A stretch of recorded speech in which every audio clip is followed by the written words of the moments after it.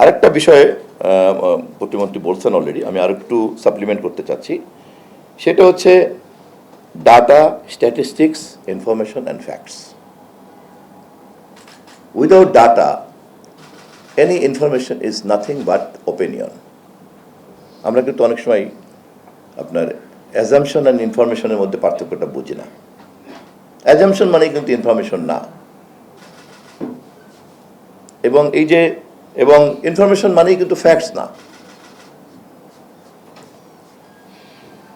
Media জগতের এই সূক্ষ্ম সূক্ষ্ম বিষয়গুলি খুব পরিষ্কার থাকতে হবে, তা নাহলে কিন্তু এই খেলাতে যে কোনো সময় কিন্তু আমরা ধরাশায়ী হতে যেতে পারি।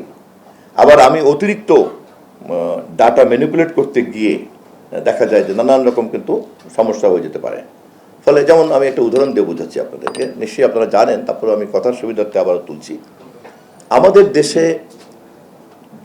আদমশুমারিতে গিয়ে দেখেন জনসংখ্যার একটা বিরাট ব্যবধান ধরা পড়লো, মনে আছে কি আপনাদের? কেন করেছে জানি না, এটা কি অযোগ্যতা, অদক্ষতা, নাকি পার ক্যাপিটা ইনকামকে বেশি দেখানোর জন্য করা হলো, আমি ওই বিতর্কে গেলাম না। কিন্তু একটা জাতি এখনকার এই আধুনিক যুগে তার আদমশুমারির কাজটা এত ডিজিটাল ইকুইপমেন্টস থাকার পরেও, হাজার হাজার কোটি টাকা খরচ করার পরেও পারে না। আপনি চিন্তা করেন কতটা অদক্ষ। সো ডাটা মানে আপনি যদি অসৎ কাজও করতে চান, আপনাকে কিন্তু অনেস্টলি ডাটা প্রিজার্ভ করতে হবে। কারণ আপনি যদি নাই জানেন, ডাটা যদি আপনি নাই জানেন, তাহলে আপনি যদি ভালো অথবা মন্দ যাই আপনি করতে চান না কেন, তাহলে আপনি তা করতে পারবেন না। So to understand the objectivity, সেখানে কিন্তু রাইট ডাটা আপনার ব্যাংকিং করাটা কিন্তু, ডাটা ব্যাংকিং করাটা কিন্তু খুব ইম্পর্টেন্ট একটা ব্যাপার। তা আপনারা পিআরও হিসাবে আপনাদেরকে কিন্তু এই ক্ষেত্রে আমাদের কাজের সঙ্গে যতটুকু সংশ্লিষ্ট, সেই সংশ্লিষ্টতার ক্ষেত্রে আমাদেরকে যে কোনো জিনিসকে চ্যালেঞ্জ করতে চাইলেও তার মধ্যে কী পরিমাণ ডাটা আছে সেটা বুঝতে হবে।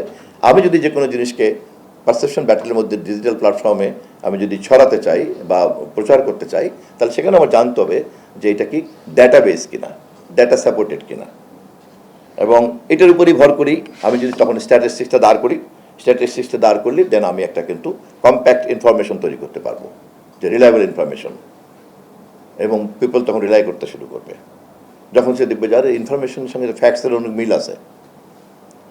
তো এইভাবে আমি প্রতিমন্ত্রী, উপদেষ্টা এবং আপনাদের অন্যান্য সকল সংশ্লিষ্ট কর্মকর্তার সঙ্গে কথাবার্তা বলে আপনাদের জন্য আমরা সময় উপযোগী একটা কারিকুলামের কথা চিন্তা করছি, যেই কারিকুলামটা আপনাদের সকলের মধ্যে ক্যাপাবিলিটিটা বিল্ড আপ করবে।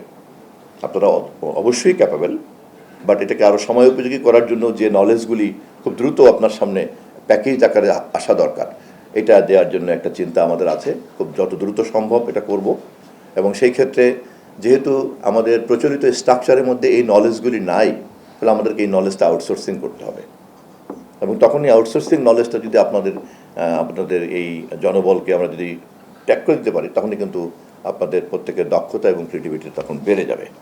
তা আমি আজকে আর কথা বাড়াবো না, আমি সর্বশেষ এই কথা বলে আমার আজকের এই সৌজন্যতা এবং সাক্ষাৎ পর্ব শেষ করতে চাই, এবং ধন্যবাদ দেওয়ার জন্য অনুরোধ করবো পিআইও সাহেবকে, যে আমাদেরকে কিন্তু ঘন ঘন কথা বলতে হবে। তথ্য মন্ত্রণালয়কে তার সবচেয়ে বড় জনবলই কিন্তু হচ্ছে পিআইও এবং পিআরও, এবং তথ্য ক্যাডারের যে কিছুটা বলবো আমি, কিছুটা যে কি বলে লেস ব্রাইট হয়ে পড়েছে, আমি অফ দি রেকর্ড কথাটা বলছি, এটা কি কেউ রেকর্ড করবেন না, আমি মনে হয় আমার সঙ্গে আপনারা অনেকে একমত করবেন, এটা কিন্তু চট করে ব্রাইট হয়ে যেতে পারে। এবং মডার্ন ইকোসিস্টেমে ইনফরমেশনের যে ইনএভিটেবিলিটি, ইনফরমেশন ক্যাডার হিসেবে যখন আপনার ক্যাপাবিলিটিকে আপনি প্রুফ করে ফেলতে পারবেন, তখন ইনফরমেশনের ইনঅ্যাভেলেবিলিটির কারণেই, ওইটার অনিবার্যতার কারণেই কিন্তু আপনার পেশার অনিবার্যতাও কিন্তু তখন সরকারের কাছে অনুভূত হবে। তখন কিন্তু এই আলোচনার দরকার পড়বে না, অমুক ক্যাডার এটা করছে কেন, তমুক ক্যাডার নাই কেন, আমার এটা নাই কেন, তমুক। তখন বরঞ্চ দেখা যাবে যে ক্যাডারে যাই হোক না কেন, যেহেতু ইনফরমেশন জগতে আমাকে ভাসতেই হবে, ফলে ইনফরমেশন ক্যাডারের এই দক্ষ জনকট মন্ডল সবাই তখন ঝাঁপিয়ে পড়বে তার সেবা নেওয়ার জন্য। আপনার কাজের জন্য নিঃশ্বাস ফেলতে পারবেন না। আপনাদের মধ্যে কি পরিমাণ সম্ভাবনা আছে, তথ্য মন্ত্রণালয়ের কি পরিমাণ মানে প্রয়োজনীয়তা আছে আধুনিক যুগে, তথ্য যে কত বড় ক্ষমতাবান এবং কত বড় শক্তির উপাদান, এটা যদি তথ্য মন্ত্রণালয় এবং তথ্য কর্মকর্তা, জনসংযোগ কর্মকর্তা এবং জেলা তথ্য কর্মকর্তারা না বুঝতে পারে, তাহলে তার মানুষকে দোষ দিয়ে লাভ নাই। বুঝতে পারলে পরে এখনকার যুগে দৈত্যের যে ক্ষমতা, তথ্য ধারক এবং তথ্য প্রচারকের সেই ক্ষমতা। ধন্যবাদ।